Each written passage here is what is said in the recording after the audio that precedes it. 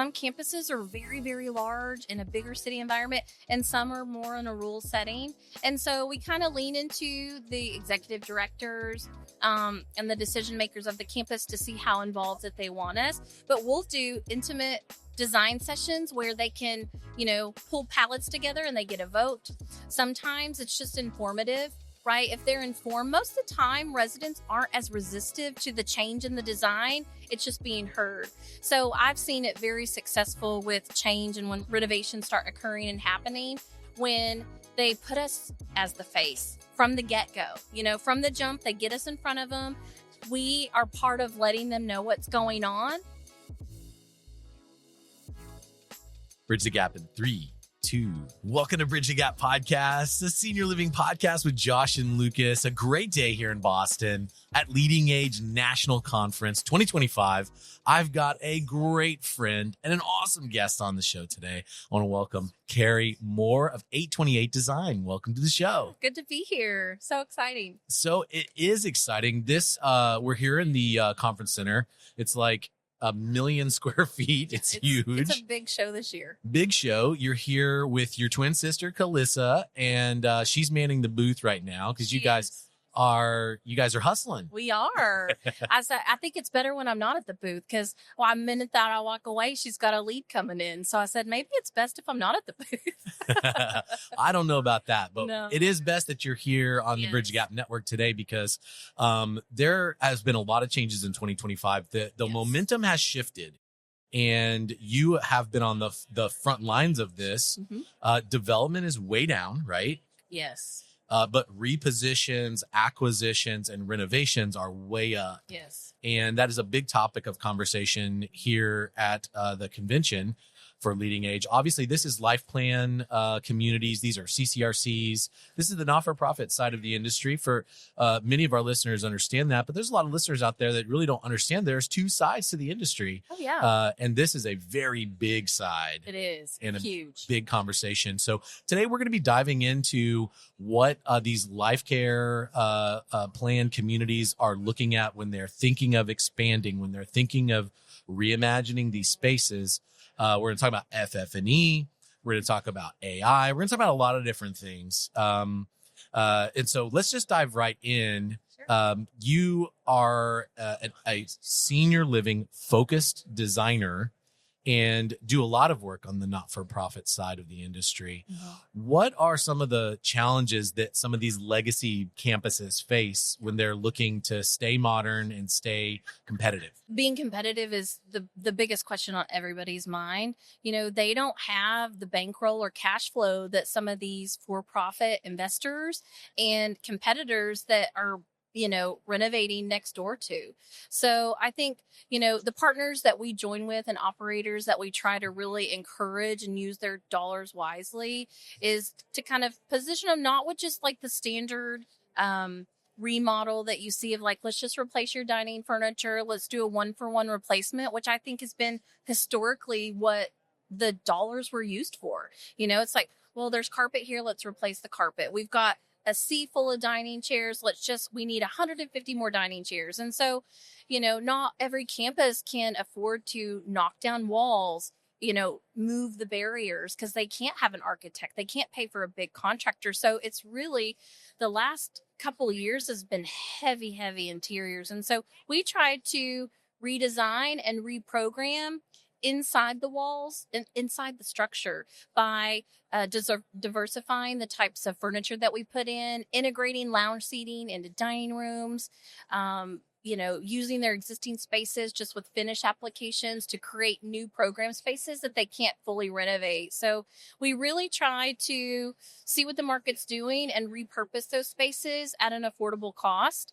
And a lot of times, we're up against campuses who are managing it themselves. And a lot of times we find ourselves being kind of a project manager and owner's rep at the same time. And so we really try to lean into what our client needs are and then link them up with people with like minds and focus to try to help them meet their goals. So it's a lot of reprogramming in the real estate that they have because they just simply don't have the funds to cash flow and expansion. So, well, let's get granular. I'm going to ask some kind of like in the weeds questions. So these campuses typically you're dealing with a lot of square footage. Yes. So if you make a carpet selection just because, oh, this looks really pretty, this fits the design, Yeah. but people aren't really thinking, oh my gosh, this really adds up over the course of all of our miles of corridors. Yep.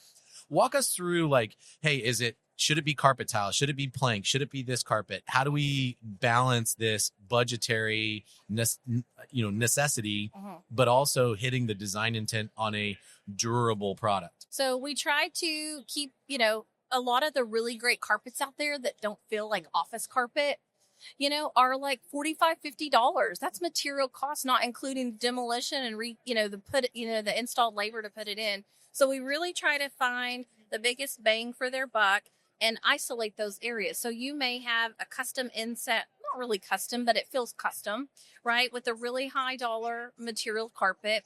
And then you may surround it with a really inexpensive vinyl plank, right? And I think when you don't have the funds to completely blow down the walls and reposition your whole campus, we can divide up the spaces strategically with both flooring finishes and furniture to break that up. And I think that's when you can introduce the textures of flooring, whether it be vinyl or tile. And we really, truly have really great relationships with our manufacturer reps. We know that we're going to have so much yardage coming in. They really fight for us. A lot of times, construction markup gets really high. And so we'll go back to the drawing board with our reps and be like, I need this vinyl at this cost, but we need a 20 mil wear layer, and it needs to be the pile thickness to avoid trip hazards. So there's so many factors that play the part, but we lean into our industry vendors. They want the same end result that we do, and they get it. And so there's so many different approaches to it. I know you work with a lot of vendors and also contractors across the United States. I've been fortunate to be a part of your design process and install your visions that you have at some of these communities. I've noticed that there seems to be a trend around resident doors, really activating that space to give it something, just make it really pop. Walk us through that trend and how to kind of balance, because that can get expensive when you multiply that over hundreds of doors. But it's more than just a little accent paint, which, let's think a little bigger here. Yeah. A lot of designers lean into like, what does a hotel door look like? What does a front door in your house look like? You want some unique identity where it doesn't feel like you're walking by a back of house door or a regular office door. And a lot of times you can't afford to replace all the doors. They're fire rated, they're solid core. Then you get into locks and hardware, which, here goes the dollar signs rolling up. So we get really innovative with the way we apply paint to it. And then a lot goes a long way, which is the application of trim. As you know, you've seen it in some projects that we've done and showcased together, where we apply trim in different unique ways to make it feel like an elevated entry, so it doesn't feel just like a boring hallway. Because not all the time we can rip down the ceilings and give some dimension and scale as you're walking down the hall, because that's cost prohibitive too. So we've been able to do it in a smaller scale, per unit turn, and still make it feel individualized for the resident, that make them feel special and important, which they are, but really highlight them instead of ripping down a ceiling that they don't see the value in the dollar. So we've been really creative, the last couple of years, and it depends on region, what the style is. So let's talk to the providers out there that think, you know what, it's been a while since we've done a renovation project. And I remember the one we did 8 years ago. It was really hard to manage because our residents couldn't get on the same page, and they're involved in the process. A little bit different than the for-profit side, where typically the corporate office makes those decisions and the residents just have to live with it, whether they like it or not. How does your role as interior designer come into play when you're having to deal with resident committees and all of the politics around making a decision about what this design is going to look like? We've done both spectrums, as you know, and on this side, on the non-for-profit side, it is so culturally driven by the residents, and their voice matters. And so, we've had small, and it varies by campus. Some campuses are very, very large in a bigger city environment, and some are more in a rural setting. And so we kind of lean into the executive directors and the decision makers of the campus to see how involved that they want us. But we'll do intimate design sessions where they can, we pull palettes together and they get a vote. Sometimes it's just informative, right? If they're informed, most of the time residents aren't as resistive to the change in the design. It's just being heard. So I've seen it very successful with change, and when renovations start occurring and happening, when they put us as the face from the get-go, from the jump, they get us in front of them.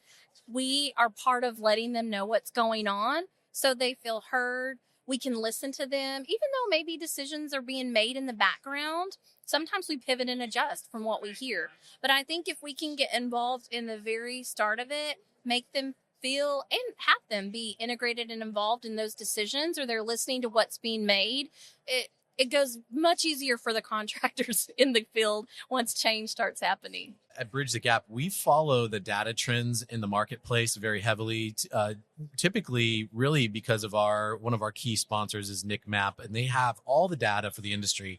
Eric and Kyle are the tip of the spear on just really analyzing all the marketplaces.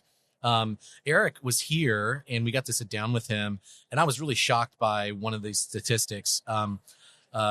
And as it relates to occupancy is going up. That is a trend that we are seeing, and we know that. And over the next few years, the age of the demand for age and income qualified people are going to be moving into these communities, and there's going to be a need for more. And he said that over the past 12 months or so, there has been one new CCRC life plan community open, one new in the country.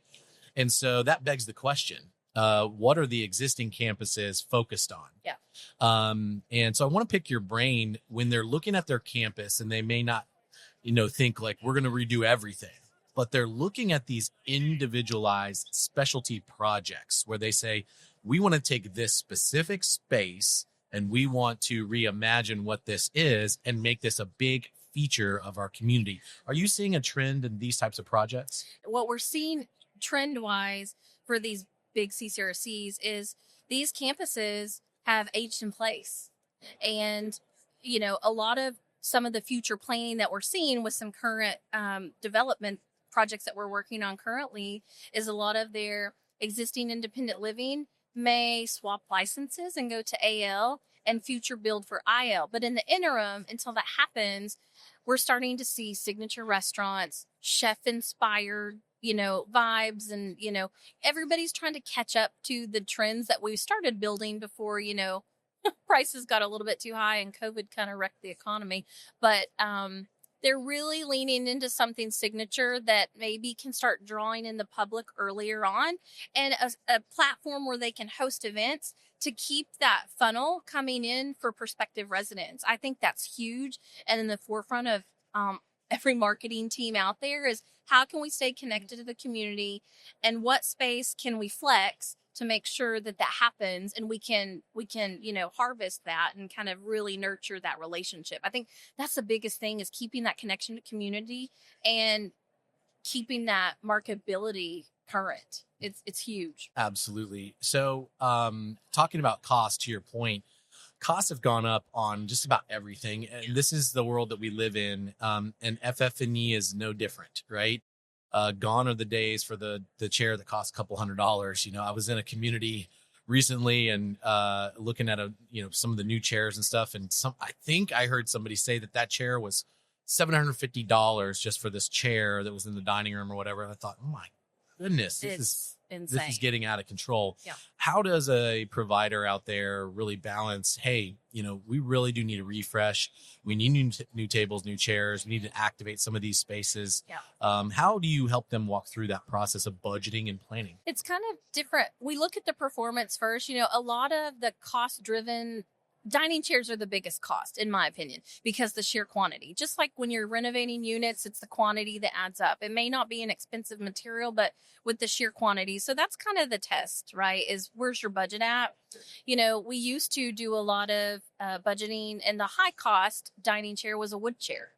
Most people are moving completely away from wood dining chairs because they get banged up, chewed up. Your dining room starts looking a little shabby. And so we've been able to kind of pivot and kind of coach and present different options that look like wood, like aluminum, for instance. And it's very lightweight. It's not a fraction of the cost. It's maybe about $100 cheaper than a wood dining chair, but still, because they know they've captured a market, those costs are completely coming up. So the way that we try to budget or balance the budget with them, because it's very hard to get a dining chair under $450, and some of the net cost are $300 to $400, not including fabric. So depending, we try to budget healthy, and if it's a little bit too much, we try to manage that with fabric reselections. We can get the same look and feel with a different fabric manufacturer and still get you a great quality chair that only we know the difference on, right? And a lot of operators are leaning more into vinyls, which are, definitely more cost effective than a woven textile. So that's kind of our way of balancing the budget a little bit to get them the same bang for their buck. We try to give our clients the best we can, and to stretch their dollars the best we can. But we get pricing in every day, and I'm like, oh my God, like we need $100 more a chair. This is crazy. So it doesn't stop. Let's talk about the front door and first impressions. On these campuses, sometimes the wayfinding of just like people coming into the community and finding their way. Where is the lobby? Where is the receptionist? Can be a bit of a challenge just depending on the nature of the layout. Talk to us about the importance of first impression and that receptionist in that lobby, walking in and not just seeing maybe like a piece of furniture that's just an old desk with Yeah, we've a bunch seen of them all. wires. Yeah. Yeah, we've seen campuses that are, 20 plus years old that have an office desk, and that's where you kind of check in. So when we approach those type of projects, we try to, just like with skilled nursing, you used to see the really large nurse stations that were huge and everybody sat there and that was like, this is where you check in, family member. And we used to design really large lobby desks. And so we've kind of reorchestrated that's a more affordable approach and do more of a concierge. It still feels custom. It feels elevated. It's a way to give greater presence at the front door because we don't need all the printers. You don't need all this, technology's come a long way where people can monitor different sectors and not have like 5 people at the front anymore. So we've scaled back and done like a little concierge, kind of more like a hostess station, if you will, at the front door that kind of lets people navigate.